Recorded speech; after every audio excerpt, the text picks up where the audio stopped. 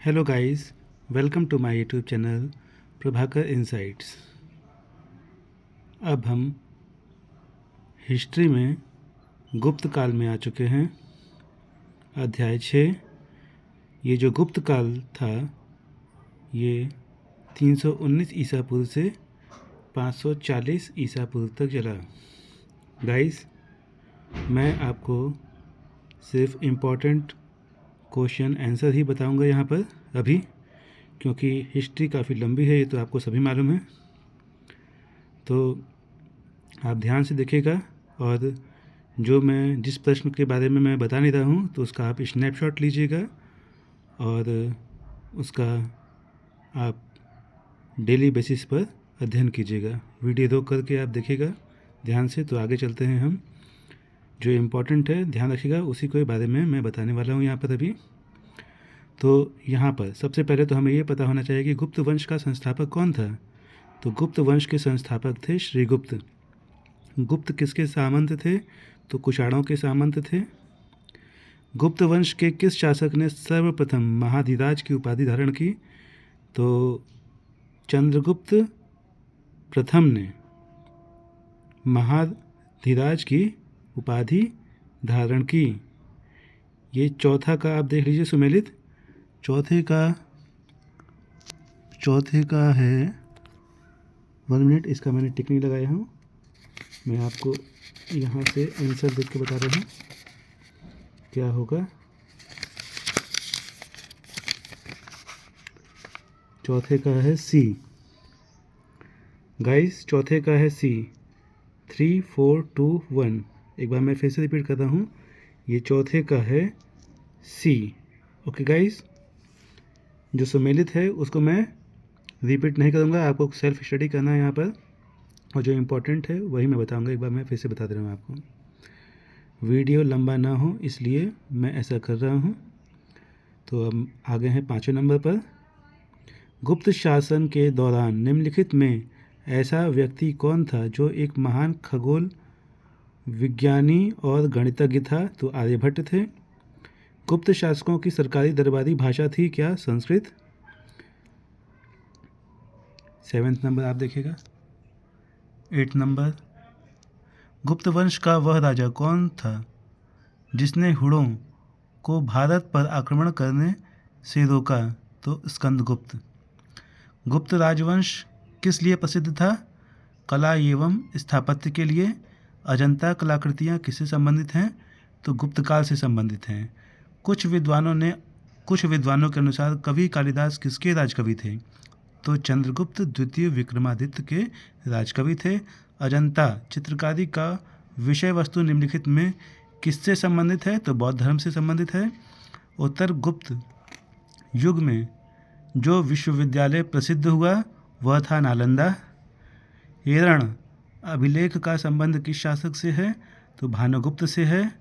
फाहियान किसके शासनकाल में भारत आया था? तो चंद्रगुप्त द्वितीय के शासनकाल में फाहियान भारत आया था। भारतीय संस्कृति का स्वर्ण युग गोल्डन एज था, कौन था इसमें? तो वो गुप्त काल था। फाहियान कहाँ का निवासी था? तो चीन का निवासी था। सेतुबंध का रचनाकार प्रवरसेन द्वितीय के किस वंश का शासक था? तो वाकाटक। किस गुप्तकालीन शासक को कविराज कहा गया? तो समुद्रगुप्त। स्कंदगुप्त को किस स्तंभ लेख में शक्रोपम कहा गया? तो कौहम स्तंभ। श्रीलंका के राजा मेघवर्मन ने किस स्थान पर भगवान बुद्ध का मंदिर बनवाने के लिए समुद्रगुप्त से अनुमति मांगी थी? तो बोध गया। मंदिर निर्माण कला का जन्म सर्वप्रथम कब हुआ? तो गुप्त काल में हुआ ये। चंद्रगुप्त II ने विक्रमादित्य की उपाधि कब धारण की? तो शकों का उन्मूलन करने के बाद। गुप्त काल के सर्वाधिक लोकप्रिय देवता थे विष्णु। इसे आप देख लीजिएगा। 26 नंबर, मेहरौली दिल्ली स्थित लाहौर स्तंभ का निर्माण किस सदी में हुआ? तो 4th सदी ईस्वी में। 27 पे आ गए हैं हम। तो फाहियान और हिमसंग ने फिर द ब्लैंक्स के राज्यों को देखा। तो चंद्रगुप्त, विक्रमादित्य एवं हर्षवर्धन क्रमशः। धनवंतरी कौन थे? तो चंद्रगुप्त विक्रमादित्य के राज दरबार के नवरत्न में से एक, जो कि प्रसिद्ध चिकित्सक थे। गुप्तकालीन शासन प्रणाली किस प्रकार की थी? तो राजतंत्रात्मक। फाहियान द्वारा रचित ग्रंथ को फोकुओ की में निम्न में से किसका विवरण नहीं मिलता है? तो बौद्ध धर्म के सिद्धांतों में इसका विवरण नहीं मिलता है। गुप्त स्थापत्य कला का सर्वोत्कृष्ट मंदिर निम्न में से कौन है? तो देवगढ़ का दशावतार मंदिर। अब आप इसको देखते जाइए, जो काफ़ी इम्पोर्टेंट है उसी को मैं कहूँगा। गुप्त काल की सोने की मुद्रा को क्या कहा जाता था? तो दिनार कहा जाता था। कुमार संभव का महाकाव्य किस कवि ने लिखा? तो कालिदास ने लिखा। नालंदा विश्वविद्यालय की स्थापना का युग कौन सा है? तो गुप्त युग है। अब हम आगे चलते हैं। गाइस,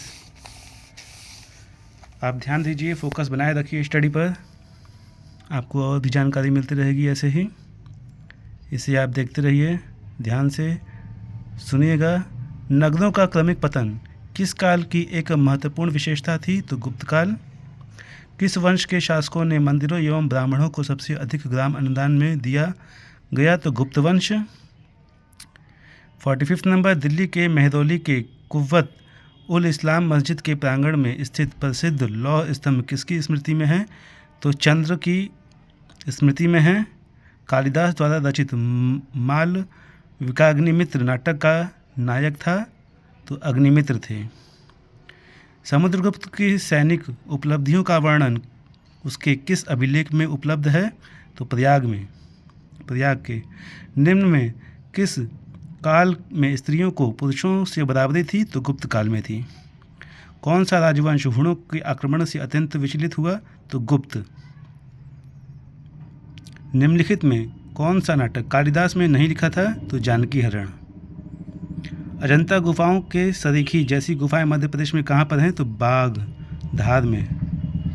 गुप्त वंश ने 319 से 500 ईसा पूर्व अवधि में शासन किया। बाल विवाह की प्रथा आरंभ हुई कब हुई थी? गुप्त काल में हुई थी। सोने के सर्वाधिक सिक्के किस काल में जारी किए गए? तो गुप्त काल में जारी किए गए। यूरोपीय भाषा में अनुवादित प्रथम भारतीय ग्रंथ कौन सा है? तो अभिज्ञान शाकुंतलम। सती प्रथा का पहला उल्लेख कहाँ मिलता है? तो एरण अभिलेख से। 58 नंबर, गुप्तकालीन सिक्कों का सबसे बड़ा ढेर कहाँ से प्राप्त हुआ? तो बयाना भरतपुर से प्राप्त हुआ। किस गुप्त शासक को नालंदा विश्वविद्यालय का संस्थापक माना जाता है? किसको माना जाता है?